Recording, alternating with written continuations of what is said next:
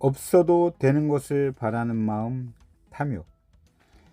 탐욕이란 지나친 욕구에 사로잡힌 마음 상태입니다. 뭐든 지나치게 기대하고 바랍니다. 더 많이, 더 빨리, 혹은 이것도 저것도 갖고 싶다. 그 사람이 이렇게 뭘 더 해줬으면 좋겠다. 같은 욕구에 사로잡혀 불만을 느껴지거나 초조한 상태를 말하는 거죠. 뭔가에 불만을 느낀다는 것은 그 자체가 탐욕입니다. 뭔가에 불만을 느낀다는 것은 그 자체가 탐욕입니다. 너무 많이 바라고 있는 것이죠. 여기서 매우 흥미로운 점은 탐욕이 망상에 의해 만들어진다는 사실입니다. 예를 들면 과거라는 망상이 만들어내는 탐욕이 있습니다. 부모에게서 애정을 받지 못했던 과거가 있는 사람은 그 기억이 남아 있어서 나한테 애정을 더 줘 라며 자기 주장을 하곤 합니다. 이것이 주위 사람들에겐 고집세고 욕심 많고 여유 없는 성격으로 비춰지지요. 이런 사람을 주위에서 멀리하는 이유는 본인도 자각하고 있지 못한 기억에 기반한 탐욕 때문입니다. 만들어진 망상을 바라는 탐욕도 있습니다. 물건, 지위, 과잉이익 등 원래 없어도 되는 것을 바람하지 않는 정신상태, 이른바 욕망입니다. 이런 탐욕의 대표적인 예가 바로 물욕입니다. 더 편리하고 더 좋다라는 새로운 상품이나 서비스를 보게 되면 무심코 반응해 갖고 싶다라고 생각합니다. 그 망상이 머릿속에 아른거려 수중에 넣지 않으면 불안과 결핍을 느끼게 되는 것입니다. 오늘날 세상은 고도 소비사회라고 불립니다. 불기적으로 말하면 망상으로 구매 욕구를 자극해서 이익을 내는 시스템입니다. 사실 생각해보면 신상품, 신모델, 업그레이드는 꼭 필요하지 않습니다.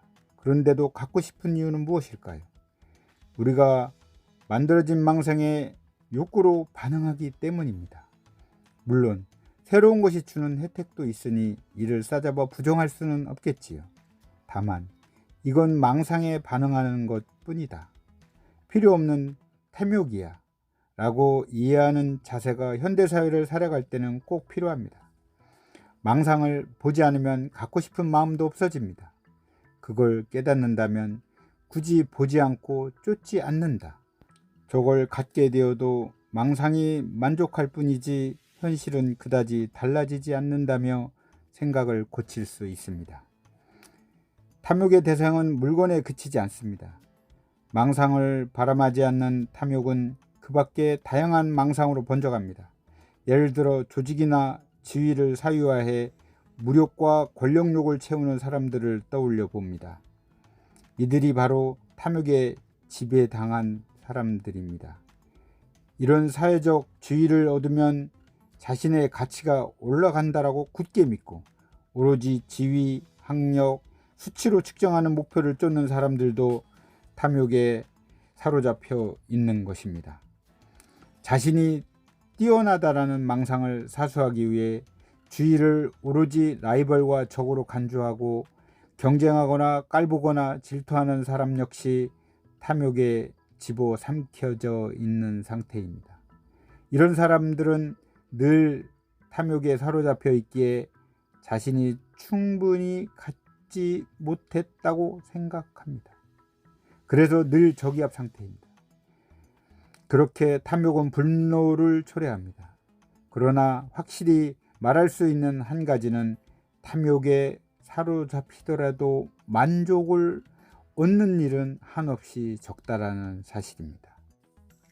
그 이유는 간단한데 망상 그 자체를 바랄 뿐이기 때문입니다. 인간은 어중간하게 머리가 좋아 쓸데없이 망상을 잘합니다. 그런 망상이 자극제가 되어 욕구가 만족할 줄 모르고 계속 돌아가는 것이죠. 망상은 하기 쉽고 제한이 없습니다. 그래서 무엇을 얻는다 한들 멈추는 법이 없습니다. 망상할수록 더더욱 갖고 싶어지지요. 그래서 이런 패턴을 끊임없이 반복하게 됩니다.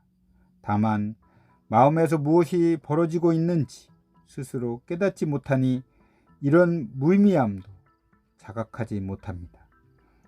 한마디로 탐욕은 마음의 병이 든 것과 같습니다. 없어도 되는 것을 바람으로써 줄곧 불만 속에 쌓여 있게 되지요. 그런 욕심과 분노로 초주하고 빼앗고 남에게 상처 입히고 남을 이용하려 듭니다. 스스로도 채워지지 않을 뿐더러 주위에도 민폐가 아닐 수 없습니다. 이것이 바로 탐욕이 초래하는 결과입니다. 과연 마음의 병을 가진 채로 어디까지 살아갈 수 있을까요? 이는 자신의 삶과 가치관의 문제임과 동시에 사회 전체가 생각해 보아야 할 문제이기도 합니다. 굳이 없어도 되는 것을 바라며 망상하는 상태는 마음의 병입니다. 그 사실을 깨닫고 마음을 다잡아 봅시다. 더욱 가치 있는 삶을 바라자고 다짐합시다. 어렵겠지만 그런 생각을 시작하는 것이 새로운 인생으로 나아가는 터닝 포인트입니다.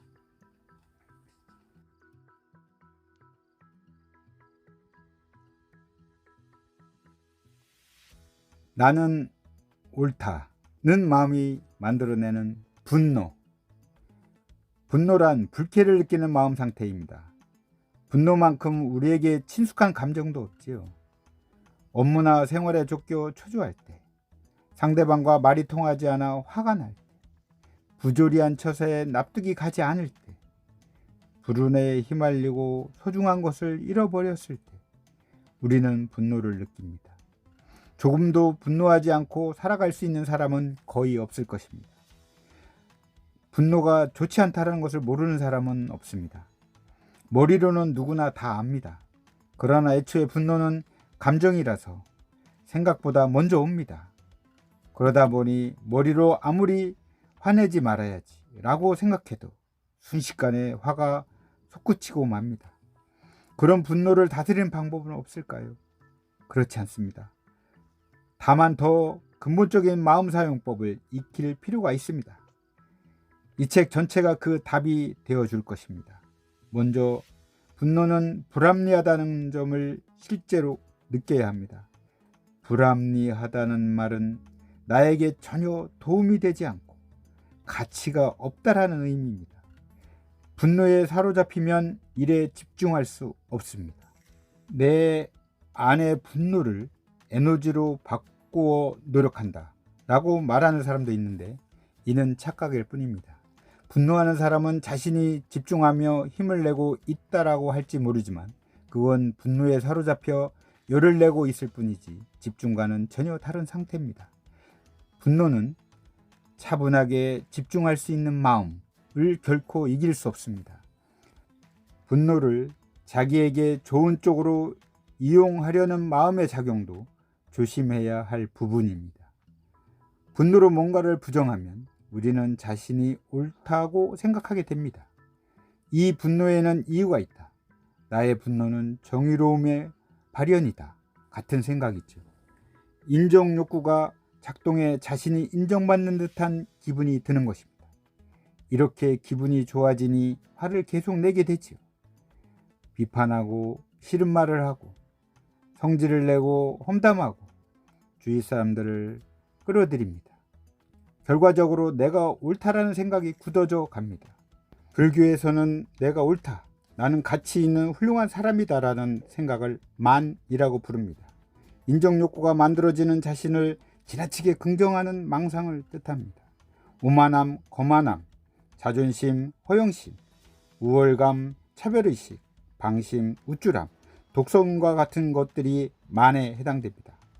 자신을 자랑스럽게 여기고 자존심이 강한 것은 좋은 것이 아닌가? 라고 생각하지만 그런 생각이 의미를 지닐 때는 누군가를 도왔다거나 사회적으로 좋은 일에 이바지했을 때, 즉 타인에게 가치가 있었을 경우에 하나입니다. 그저 나는 옳다, 나는 뛰어나다라고 생각할 뿐이라면 머릿속에만 있는 것이니 역시 망상에 불과합니다.